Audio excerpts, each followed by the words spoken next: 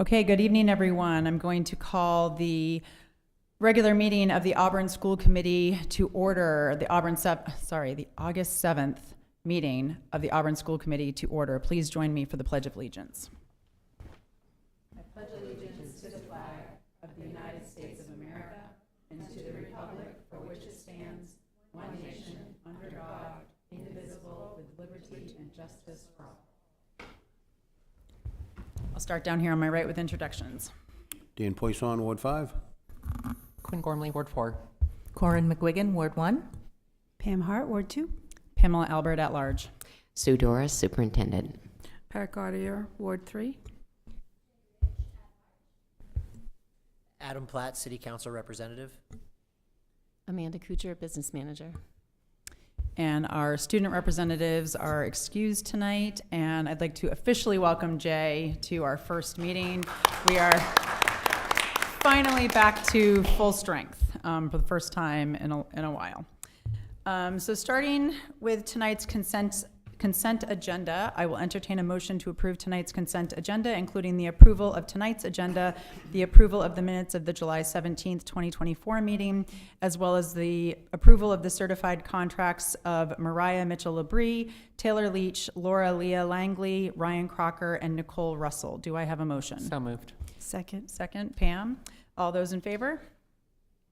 Motion passes. Do I have anyone here tonight for public participation? Okay.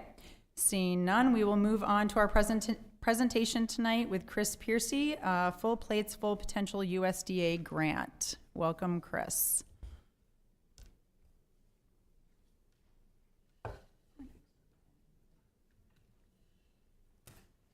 Hey everybody, excited to be Welcome. here. Talk about the grant that the Auburn School Nutrition Department has received. Got a little presentation for you. This is just the outline of what the grant, what they were looking for through the grant. It was called the School Food Systems Innovation Grant. Support innovative and collaborative pilot projects and reimagine the local school food system could look like and have the potential to be sustained or scaled. Projects can be regional, statewide in scale, and should address unique barriers faced by schools. We're trying to increase their use of Maine-based items in school meal programs and expand their supplies. This is just who the Auburn School Nutrition Department is. We provide, obviously, the food service for all the kids in all the schools. We do a breakfast program. We do fresh fruit and vegetable snacks at some of the schools. We do, obviously, the lunch program. And then we actually do afternoon snacks as well. But it is our goal to enhance the student meal experience by providing nutritious and delicious meals to support them on their educational journeys. This is kind of just some background on kind of how we kind of had our eyes on the grant. It was offered up to not just schools, but distribution centers, suppliers, basically anybody who could help do more, get more local food into schools. This is just kind of our growth that we've had in the Auburn School Department. Just give you an idea, this year we had some additional vendors come on board with us. We source a lot through Blackie's Farm. They work as an aggregator for us to, basically they go to this farm if we're looking for this item to go pick it up, and then they drop it off to us. We also deal with some, we pick up ourselves, a lot of moving parts to our program from a procurement department for sure. Yep, a lot of apples. We got some local chicken this year, ground beef. I dive into a little bit later, but the Good Crust, it's a pizza vendor from up in Canaan. We offer their crust. It's 100% whole grain, milled in Canaan. If you think of Maine grains, it's actually through them. They use Maine grains to make their pizza dough. So we offer that at the high school. The Maine Marinara Collaborative is this very fascinating project that we're tied to. It is 51% Maine tomatoes it's grown in Maine, harvested in Maine, and processed in Maine. It's gone through quite a lot of what's the word I'm looking for? Thank you. To kind of refine the taste and flavor, but it is, it's nice, and we're attached to it, so we offer that with a lot of chop sueys, pasta and meat sauce, stuff like that. Fisherman feeding mayonnaise is another neat little, a lot of these are just, we get carrots from and stuff like that. But Fisherman Feeding Mayonnaise is this program that's offered. It's fresh fish. Myself or my assistant drive down to the docks in Portland and pick it up. And then the amazing staff that we have, they cut it up fresh, and we do fresh haddock or what have you. That's offered. We grab it when we can. There's no cost to us for it, other than the gas drive down there. But yeah, that's just one other one I wanted to highlight. And the Sherwood Heights Garden, of course. These are just some local products that we had done. I just kind of mentioned that the team, we worked very hard on this. We've grown quite a bit. Tremendous amount of effort goes into it. About 400 pounds roughly is needed. That's if we put like Brussels sprouts on the menu, if you will. That's pretty much how much it takes, and we've gotten pretty good at kind of planning for it, like, hey, this is gonna take a lot of work, we should get it in early, that type of stuff. Cucumbers, tomatoes, apples, we source from Greenwood Apples, if you think of Greenwood Orchards. They're our main supplier. Watermelon, broccoli, potatoes, we really got into potatoes this year. Blueberries, cheese curds, Pineland Farms, turnips, beets. We even managed to do winter squash. Brussels sprouts, the fresh haddock. We did lobster at EL this year. That was cool, that was different. The kids were excited. That's just kind of a rough breakdown of what the money that we spent, where it had gone. And this is all local into the state of Maine. The state's been great, and the federal government as well, giving us money to absorb the higher costs that we see with some of the local items. We get a third back on anything that we buy locally, up to the $5,500 cap. It's called the Local Food Fund. There's something that the state of Maine offers. There's been talk, and I certainly hope that cap will be increased or make it more enrollment-based. It's just offered to everybody, and the state is always amazed by the amount of school districts that don't take advantage of it. So there's a lot of money that could be reallocated. And then we had a one-time federal program, Local Food for Schools, that helped absorb some of that cost as well. And I just mentioned that I know the Department of Ed is advocating to continue that program, but waiting to hear back on that. So back to the grant a little bit. Myself, the Lewiston School Nutrition Director, and the Lisbon, us being close-knit, we kind of had our eye on the grant to see what we could do. Our volume that we go through on a day-to-day basis is very high. So we said, let's do some digging to see what the farmer perspective, I guess, is to deal with schools. There's some that we deal with, but there's a lot that we don't deal with. So we put together a survey, just asking them questions to see what their challenges that they had were. We sent it out to 32 local farms and businesses. We had 20 people respond, which was like very surprising for any survey. And then we had follow-up calls, and there was a high level of enthusiasm for sure. We kind of settled on the term school-based food hub for kind of our project in the grant. The gist of it is development of a food hub located within the combined districts of Auburn, Lewiston, and Lisbon, through the purchase of equipment and working with committed partners in our surrounding farming community to improve procurement, processing, and storage of local products specific to our region to use in the school meal programs. It's a 4-year grant. Staffing is a big part of that. A project coordinator is kind of the first thing that we kind of have our eye on. We are very open and honest that we are very busy with our day-to-day jobs. This is an additional undertaking, connecting with farms, the USDA requirements with the grant, and a lot of data that they look for, if you will. So a project coordinator to help support all that. So that's a staffing breakdown, contractual. I go a little bit more into that, but we trying to not just, hey, let's just do a lot of local foods. It's, hey, how can we get the students more engaged with it? So a lot of that stuff is attached to the contractual.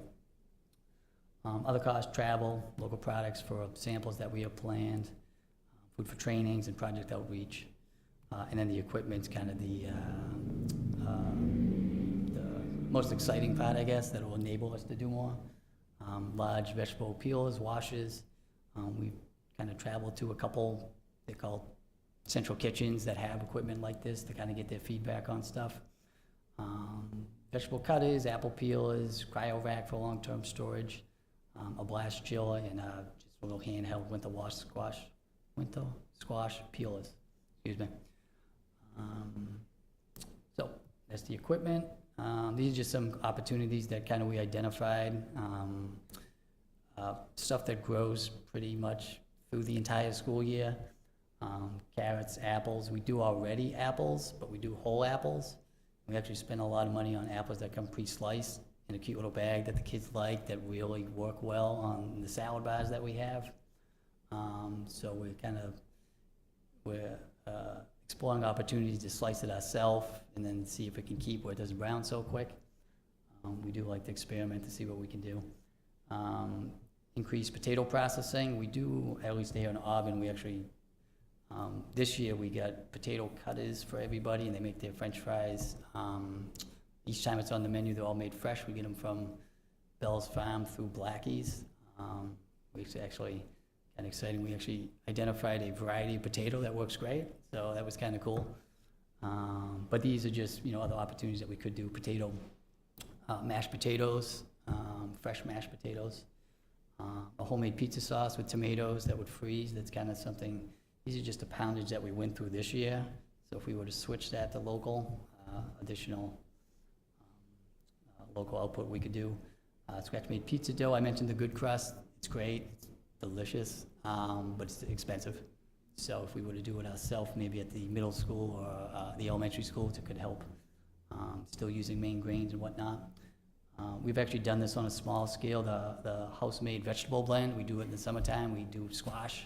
We parboil it, and then we freeze it with green beans or whatever's kind of in season and available.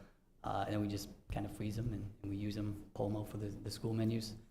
Corn on the cob was something we did a little bit with actually a couple weeks ago, just to see what's the best way to make it keep. I think we all agree fresh corn is, you can't beat it. But can you freeze it quickly, or however the best way to make it taste as fresh as possible? Strawberries, blueberries, obviously, and then just an applesauce.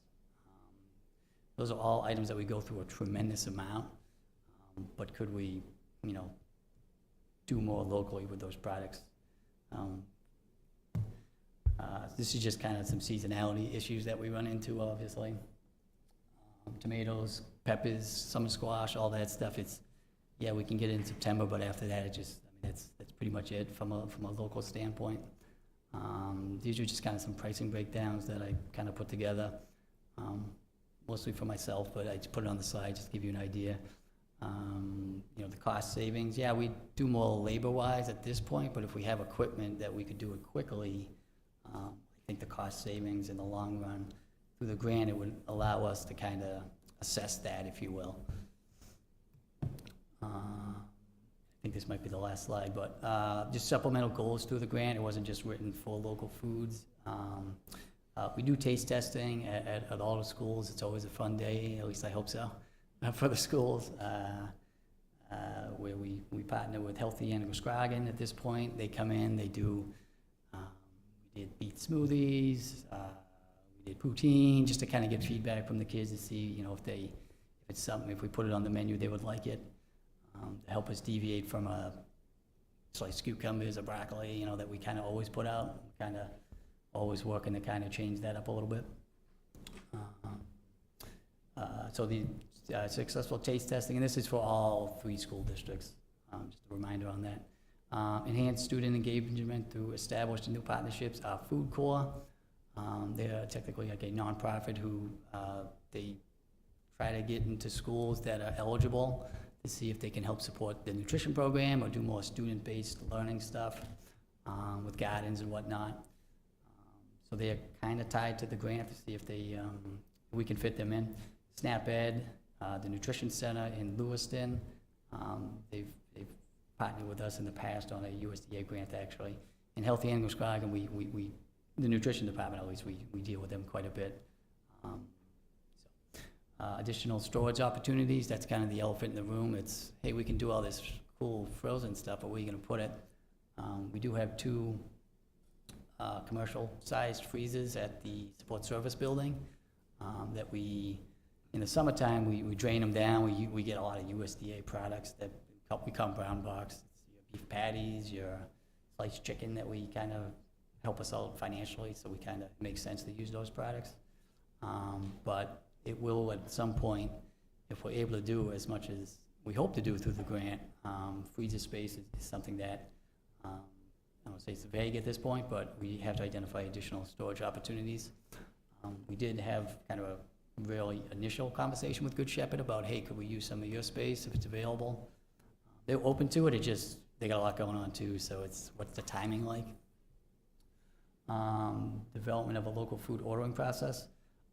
That's something we're kind of, the project coordinator, we would kind of address that with them, where it's, each school, each farmer is so unique, and they have, I was honest when talking to farmers that I don't know what their lives are like, but we want to make it as easy for them, but also as easy for us, so that's going to be a very big challenge. But I'm optimistic with that, obviously. Training specific to local products, including culturally important crops, conducted in each of the school districts. There's a healthy, I always forget it, healthy school recipes. There's a local chef who actually travels all over the country, so she's kind of on board with the grant to conduct trainings in all the schools for all the staff, specific to local food in our region. And then the last thing that probably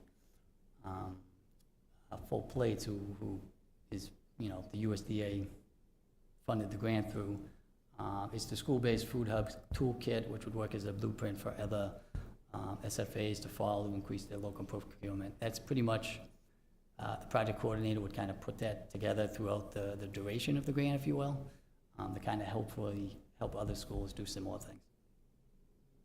I think that's it. Great, thank you so much. I don't know about the rest of you, but I just learned a lot. And I had no idea that we were already doing so much with the local farms and local vendors, which I think is just amazing. And I love that it's also exposing students to foods, like you mentioned, that they may not, have otherwise had the opportunity to try. So does anyone have any questions for Chris? Pat? When do you bring the lobster in and I like drawn butter on it? Yeah, it was the end of the year. We had X amount of money left, and it was, let's do it. And can Pat be invited next year? Next Yes. time. Oh, I missed that? Yeah, open invitation for sure. She asked for it. Yeah. I apologize, yes. Adam, of did you course. have a question? Yes, thank you. First off, I just wanted to commend you and your department for just the collaboration between cities and towns. I think that's important. Obviously, as you have just experienced, it's how you land these grants. Yep. And I think it's a type of forward thinking that school departments, city councils, whatever, people have to have that to get this stuff done. So Appreciate it. awesome job. Thank you. One question was what was the, I think it was in the paper, I read it, but what's the total grant amount Sure. for the 3 municipalities? 623,000, something along those lines. Okay, cool. And then my second question was, so as the grant is coming from the feds administered by Full Plates, Full Potentials, who would end up owning the equipment when we purchase it? It would stay at, so the plan currently is at the Auburn Middle School. We have kind of, used to be like a baking station, I guess, like the whole back wall, sidewall, I guess is a better way to put it. We would pay the cost to buy the equipment through the grant. We have to do the electrical and the hardwiring and whatnot for that equipment, but it would stay there. Sorry, I guess to be more clear. So the equipment that would go into Auburn schools, we'd own. You had mentioned there would be like a possibly like a commissary for Lisbon, Lewiston, and Auburn? Is that more of just a, let's see if that's even possible? Or Yeah, is that- kinda, it's probably a better way to put it. Auburn, we would take on a lot of the potato, vegetable, stuff. Lisbon's kind of focusing on the apple, if you will, and then Lewiston's more the winter squash. We kind of, and then it's, hey, what can we do, kind of now that we have the structure, or we have this, like, we know the volume we can do, what can we do, like, kind of support each other to kind of do the same identical things in each district, if that makes sense? Justify it with the cost that we're, we could take the toolkit or what have you, or just from having collaborative discussions to say, hey, this is how we're doing it, this is working for us, you guys could do that as well. I just have a comment. Years ago, as a parent, coming to school committee meetings, I remember asking about using our own agriculture. We come from Maine, which is an agricultural state, and how little food we use that was local. So I am absolutely thrilled that you're doing what you're doing. I think it is amazing. I think it's such a great use of our resources. And like you said, introducing new foods to children that may not have those foods, but kudos to you. This is amazing, and I am just so thrilled. I'm sad that it's taken this many years to get here, but I think it's amazing, so kudos. I would be, it's a tremendous nutrition staff that, I have, you guys have, all the schools have. It's a lot of work to incorporate local foods in it, and that's always the first hurdle. We don't have the time, we don't have the time. But these guys, they're open to it, and we kind of have a lot of discussions about it, and everybody's, we see the excitement on the kids' faces when they see it. I'm excited how we can grow through the grant as well. But no, I appreciate that, thank you. It's not an easy job, but yeah. Yeah, I want to echo what everybody said. This is fantastic. I also wanted to offer my services to work with the project coordinator. I do have a lot of connections within the farming community, and I know some farms that part of their plan is for donations to Oh, nice. the local communities. So I really would like to be involved Sure. because I can help you out. Yeah, we have a job description kind of sitting in the queue. We haven't received any of the funds yet, so, we're, when we get it out, we plan to kind of throw it out to everybody, and now. Well, I'll happy get to some talk. ducks in a row to make sure that things, Absolutely, I'll do No, the some more work on people it. involved with a project like this, I definitely, when we did the grant writing process, it was, we kind of cast a wide net, but I'm sure there's people we missed who would help in some sort of way, absolutely. And in terms of the project coordinator, is that a project coordinator across all 3 districts, or is that just for Auburn? No, it would be across all 3 Okay. districts. Is that's a full-time position? No, it's actually part-time, Okay. yeah. Any other questions? All right, thank you. Thank you, I very much. appreciate it. All right. Moving on, we do not have a school committee student representatives report tonight, so we will move on to the superintendent's report. Dr. Doris. Thank you, Chairperson Albert. I have 3 items tonight, and the first is my entry plan. You should have received a copy of my entry plan via email, and just to summarize, this involves meeting with various stakeholders and reviewing and analyzing data to inform our goals and our strategic plan.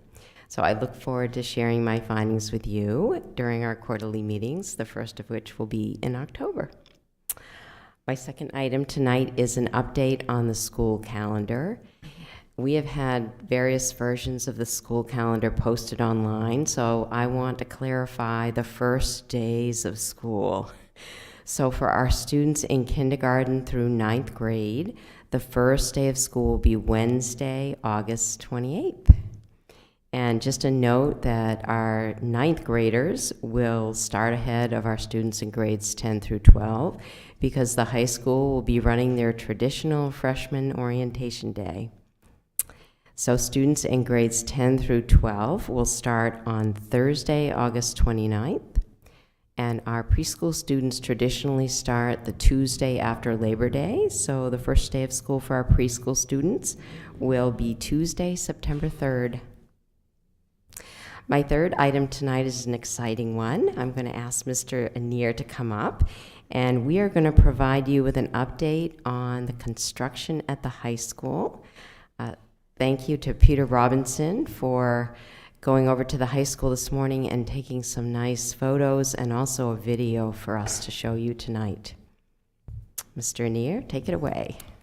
Well, good evening. The first thing I'd like to say is just kudos to Chris Piercy and his staff. We have, take the lobster aside, we have never had a lunch program the way we do now, having the facility that we do, and they take full advantage of that. And it's really kind of fun to see the kids at lunchtime already like have their favorites, or would they see it on the menu. Like it's just a different experience in high school, and it's really kind of awesome. And so while I had the mic, I wanted to say kudos to Chris and his staff for doing something really awesome. So anyway, the work has continued all summer long at the high school.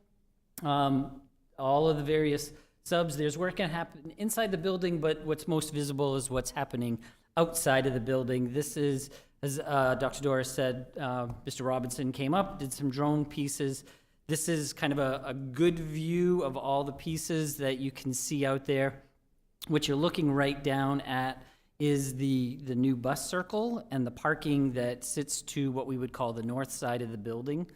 That roadway on the left is the connector that leads out to Harris Street. Those two first red buildings are the dugouts for the baseball field, and the ones farther behind it at the top of the screen would be the softball field. And then over to the right are the tennis courts. So I'll continue, and you'll be able to get a little bit more closer views of those things, and I'm more than happy to answer questions. There's some features that I wanted to explain as we went along.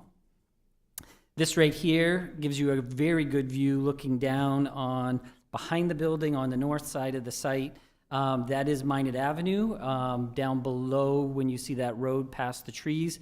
But those are the tennis courts. There are 6 tennis courts, and the 2 at the farthest end, the most northern point, have been striped for pickleball.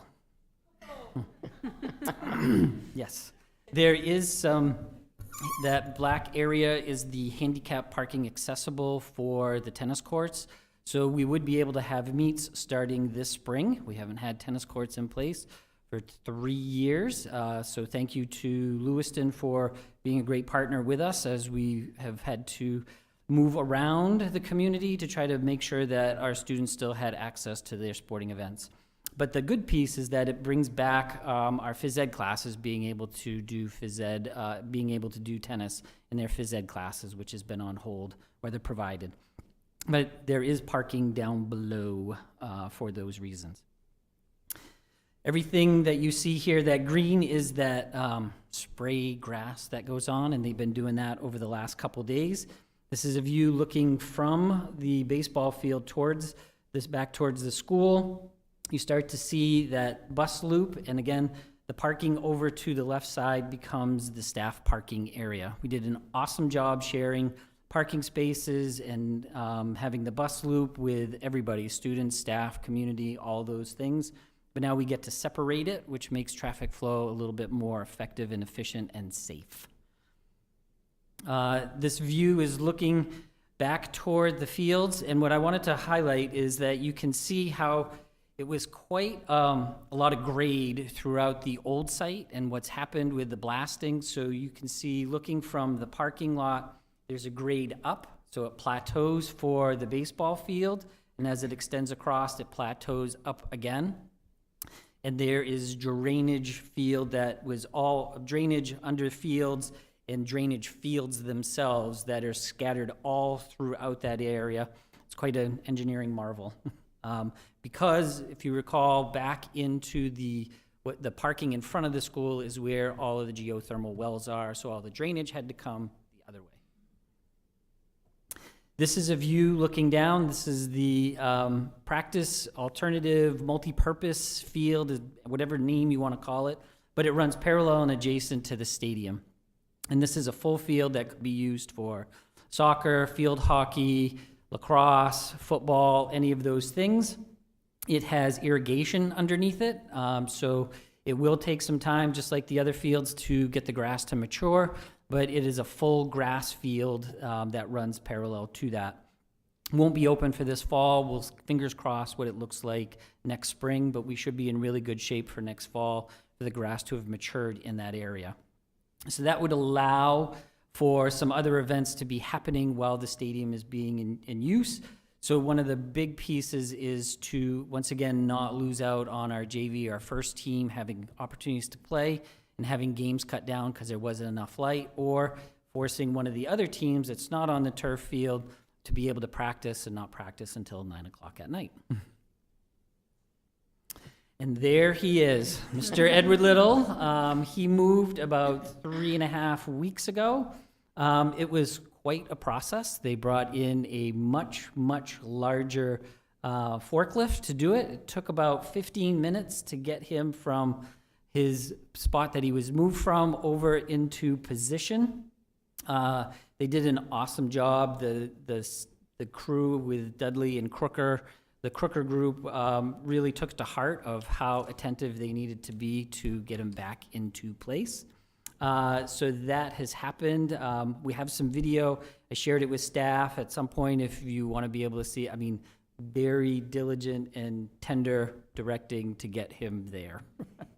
But he is there, and he is in the front of the school, and he looks out across to the site. It was real important to kind of get him positioned in a very effective way. And here is a video that goes with the clips.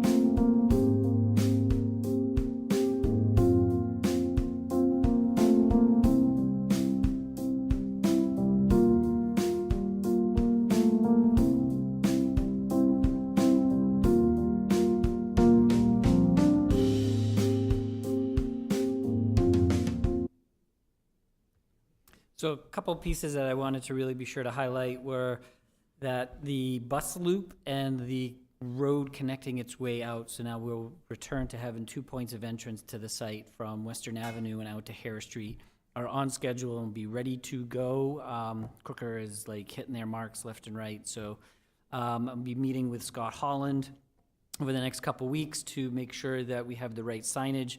Had already have communication with Dave Fontaine to make sure that the buses have a dry run to determine you're gonna come in from this side or that side, which way to exit, how does all that make sense? My hunch is that it'll probably be some fine tuning over the month of September, but really to kind of return to having the site have those multiple places. Once again, being more efficient and more safe for all the travelers and the walkers and those pieces to have in place. So yeah, I really wanted to be sure that you knew that, like, that we're full steam ahead and gonna hit that mark, no problem, not unless. So we're ready. Yeah, so any questions? Pat? First of all, I'm so proud of the city of Auburn. 22 years to get this, makes me cry. My question, Scott, is are you going to be able to be the principal now and stop all of your construction work? I think I will probably continue and always have the project manager hat on, but I have been able to shift to actually doing some other things this summer in terms of preparation for this coming school year. Yeah. But there are still some things in the works, which is not unusual, but yeah, I'm eager to not have to be the project manager all the time. Any other We're questions? just down to running one school and not two for a change, so that's really awesome. Are those dugouts? They are dugouts. We and- found someone to make the dugouts. Yep, Callahan Construction here in town are the ones that did that. They were great to work with. I'll confess that I picked the colors for the dugout. I matched it up outside in the sunlight and in darkness, as close to maroon as we possibly can get. But those are dugouts, and there's still some pieces that need to be sorted out. Todd's working with the MPA, like, is there fencing that needs to go in front of them or not? So yeah, there's some little fine tuning pieces, but those are dugouts, and there's a building right beside it, the brick structure that is the service house that would, where all of the services, whether it's water or electrical, all get run out of that area. I'm just thrilled because this was an issue with the fundraising for many, like, throughout the whole time, is getting dugouts. So when I saw that, I was thrilled. And just a reminder, Scott, so those are grass fields, the baseball and softball, and Correct. so those will or will not be ready for play this coming spring. They will not be ready. Yeah. They need all of them need a full year to mature. And because of where that season lies, they wouldn't be ready for this season, which probably wouldn't be a bad thing, and then gives them another growing season. But they're anticipating, like, the multi-purpose field would be, the hope is that it's ready to go for next fall. And that because baseball and softball's in the spring would wrap all the way around to 2026. Yep. Do the baseball and softball fields have lights? They do not have lights. That Okay. was one of those areas when we had to do some value engineering. However, the substructures in terms of the electrical pieces, that's why I wanted that concrete building, like, those pieces are in place if we reach a point in time and funding in time to be able to put the light structures around. But all of the pieces underground that was all part of the package. Any other questions? I have one more question. So since the fields aren't going to be open this year, where are the kids going to play?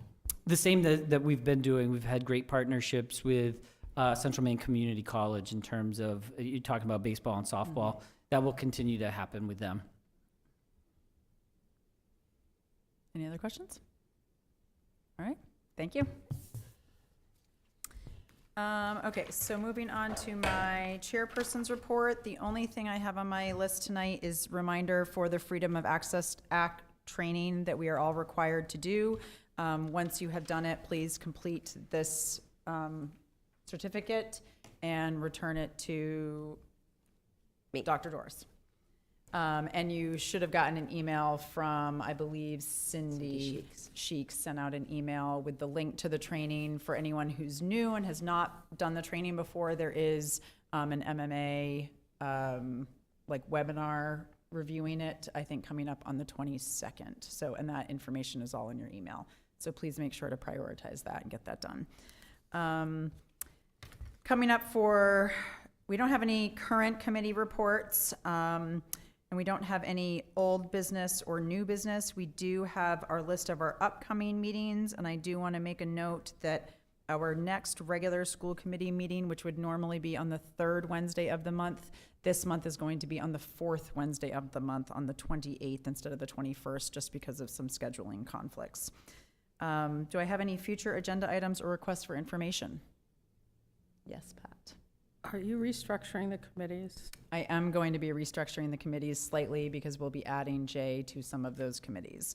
And Dr. Doris and I have had spoken about some of that, so we'll confirm that, and Jay, I'll let you know which committees to attend.